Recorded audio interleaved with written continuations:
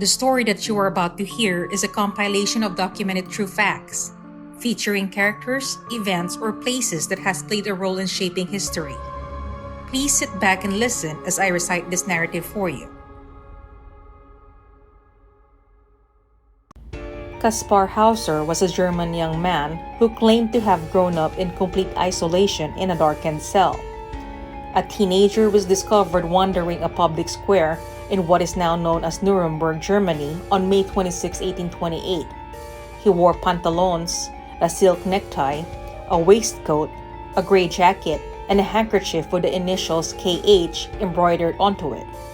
His boots were ripped to the point where his feet were bursting through them, mangled from the road. He was carrying a letter addressed to Captain von Wessenig, captain of the 4th Squadron of the 6th Cavalry Regiment. The letter was apparently written by an anonymous poor laborer who found and raised the abandoned boy but was unable to care for him any longer. The letter stated that the boy was delivered on October 7, 1812, with a stipulation that he be instructed in reading, writing, and the Christian religion while being kept in close confinement. The letter also stated that the boy wished to be a cavalryman as his father was, and invited the captain to either accept him or hang him. Hauser's captor provided him with bread, water, a wool blanket, and toys, including 2 wooden horses and a dog. Another brief letter dated 1812 and unsigned but clearly written by his mother stated that his name was Kaspar and that he was born on April 30, 1812, and that his father, a cavalryman in the 6th Regiment, was no longer alive. She could no longer care for him and that he was being sent to join the military. The boy, who was about 16 or 17 years old, appeared confused and unable to read or write anything other than his name, Kaspar Hauser. When asked about his life, he could only say that he had no idea who he was other than his name or where he came from. Hauser behaved strangely, preferring bread and water to meats and vegetables and displaying no civilized manners. He also acted like a child, walking like a toddler who was just learning to walk. He never spoke unless it was to repeat words and phrases. He had a very limited vocabulary that was mostly made up of horse-related words.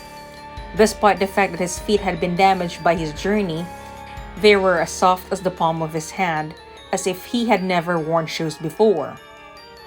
When he was brought a lit candle, he stared at it in amazement and tried to grab it, only to burn his hand. He was equally enthralled by his own reflection in a mirror, which he also attempted to capture in vain. The boy was initially detained as a vagrant before being placed in the care of George Dalmor, a local schoolmaster. But much to everyone's surprise, he apparently learned to read and write within a few weeks. Capitalizing on his newfound fame, he published his autobiography the following year, in which he claimed to have spent his entire life in a small dark room, sleeping on straw and fed by unseen strangers. Hauser became famous, with hundreds of books, magazine articles, films, and even plays written about him. As one article published in the November 1874 issue of Overland Monthly in Out West magazine noted, one of the strangest stories of the century is that of Kaspar Hauser. For a quarter of a century, from 1828 to 1853, it is doubtful if any single individual in all Europe was so much discussed or awoke so great an interest and curiosity. The newspapers on both sides of the ocean were full of him. Pamphlets and books were printed to sustain this or that theory of his birth and belongings. Philanthropers, philosophers, and savants were aroused on his behalf. There were apparently several attempts on his life, adding intrigue and tragedy to an already perplexing case. After a year and a half in town, the boy's story became even stranger. He was allegedly attacked in Dalmor's home. He claimed that the man who had once imprisoned him returned and slashed at him with a razor. Several months later, Hauser was accidentally shot with a pistol that he accidentally discharged. The final one occurred 5 years after his discovery on December 14, 1833, when he was fatally stabbed. Kaspar arrived home with a severe chest wound. He claimed that a stranger drew him to the park, handed him a bag, and then stabbed him in the side. His story was initially questioned, but when Hauser attempted to lead his friends back to the scene of the stabbing, he collapsed halfway through the journey. The bag contained a note that translated, "Hauser will be able to tell you quite precisely how I look and from where I am. To save Hauser the effort, I want to tell you myself from where I came. I come from the Bavarian border on the river. I will even tell you the name ML." 3 days later, Hauser died as a result of the stab wound. People believed, as with the previous wounds, that the wound was self-inflicted and that Hauser had punctured deeper than he had intended. He may also have written the strange note himself. It was folded in a strange triangular shape Hauser was known to use, and the writing itself contained spelling and grammatical errors he was known to make in his writing. So, who was this enigmatic young man? Some believe Hauser was an undiagnosed epileptic and that some of his claims and visions were medical in nature. Others believe the poor boy was delusional and driven insane by the neglect and abuse he endured for much of his life. Assuming, of course, that his story of abuse was true. According to one widely held conspiracy theory, Hauser was the hereditary prince of Baden, possibly the son of Grand Duke Karl von Baden and his wife Stephanie de Beauharnais, who was hidden away for some sinister reason. After all, many questioned why the boy had been mistreated, and why would several assassins attempt to kill a teenage boy if his existence did not pose a threat to someone in power. Though popular, this idea has been widely discredited by scholars as unlikely. The royal prince is said to have died when he was only 3 weeks old in 1812. The Countess of Hochberg, according to legend, had the boy hidden away so that her own sons could ascend to the throne instead. A Hauser blood sample was compared to Baden family descendants' samples in 1996. The samples did not match, disproving the Lost Prince theory. The Gothic notion that a mysterious person of unknown origin could be the rightful heir to royalty through the machinations of a powerful conspiracy was not unique to Hauser. Many such stories and rumors were popular in the first half of the 19th century. Alexander Dumas famously used that plot device in his mid-1800s novel, The Man in the Iron Mask. Theories about Kaspar Hauser's true identity are similar to theories about Jack the Ripper's true identity, in that one proponent's argument appears to be very convincing, until you read another author's contradictory argument, which appears to be just as plausible. With so little verifiable information and so many rumors asserted as fact, the truth may never be known. Kaspar Hauser was a liar, and that is a fairly well-known fact about him. A variety of sources agree that Hauser was prone to exaggerating and telling tall tales. When he claimed that he had spent his entire life as a prisoner alone in a small room without light, Hauser clearly lied about his upbringing.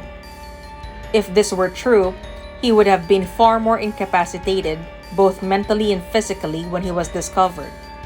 If nothing else, he would almost certainly have had rickets, a bone-softening disease caused by a lack of vitamin D, which the body produces naturally through sunlight exposure. There is no mention of Hauser having deformed bones in the records. Other flaws in his story included the fact that at least one of the letters he had when he was discovered was a crude forgery and could not have been written when it was claimed. This is because the man to whom the letter was addressed, an army captain, was not in Nuremberg in 1812 when the letter was written, but he was there when it and Hauser first appeared a decade later in 1828. Many people suspected Hauser staged the attacks and attempted assassinations on himself at that time. This isn't a thing of the past. Even today, people will stage assaults, kidnappings, and even their own deaths. Munchausen syndrome is a condition in which some people intentionally injure themselves in order to gain sympathy and attention. Kaspar Hauser claimed he was attacked 3 times. Once in October 1829, while alone in a cellar, when an assailant no one else saw, and that he couldn't describe, inflicted a superficial cut to his forehead. Once in a room, when an unseen assailant no one else saw and that he couldn't describe shot him, though he later admitted he shot himself. And once in a room, when an unseen assailant no one else saw stabbed him in the stomach. And finally, in December 1833, while he was alone in public gardens, when an assailant no one else saw and that he couldn't describe stabbed him in the stomach. Hauser's death is widely regarded as suspicious, and his claim that he was attacked is contradicted by a slew of damning evidence, including what was, and wasn't, discovered at the scene of the attack.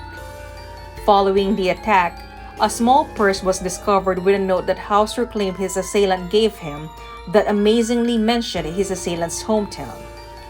It's difficult to believe that an assassin would give his victim a handwritten note that would later be discovered and partially identify him. Even more damning for Hauser's story is the absence of a second set of footprints in the snow in the gardens where he claimed he was attacked. Hauser is widely believed to have stabbed himself, probably for attention, and had simply injured himself more grievously than he had intended. Given that Hauser lied about both the beginning and end of his life, there appears to be little reason to believe anything he said about his life. The best evidence suggests that much of the mystery surrounding Kaspar Hauser was created by Hauser himself, either as a hoax or as a result of mental illness. We may never know his motivations, but we do know that being famous was very important to him as he eagerly sought and enjoyed international fame. Whether he was a con artist or a genuine mystery, Hauser won in the end. His true nature and identity are still debated and discussed nearly 2 centuries later.